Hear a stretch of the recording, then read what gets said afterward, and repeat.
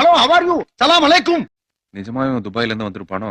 துபாயில ஷேக் தான் இருக்கான்னு கேள்விப்பட்டிருக்கேன். இந்த மாதிரி கிராக்கும் இருக்குமோ? சலாம் அலைக்கும். தம்பி ஒரு நிமிஷம் இப்படி வாங்க.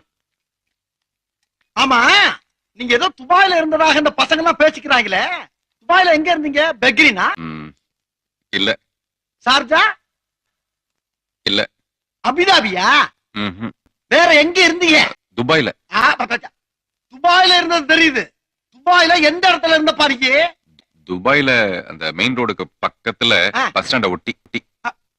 துபாயில பஸ் ஸ்டாண்டா? என்னமோ உசிலம்பட்டி பஸ் ஸ்டாண்ட சொல்ற மாதிரி சொல்ற. துபாயில பஸ் ஸ்டாண்ட் எங்க இருக்குன்னு கேக்குற? இந்த துபாய் பஸ் எல்லாம் வந்து நிக்கும்ல அங்க. இதெல்லாம் ரொம்ப நக்கலாமா? ஆமா துபாயில இருந்த அட்ரஸ் சொல்லு. சொல்லுப்பா. சொல்லுங்கறல்ல.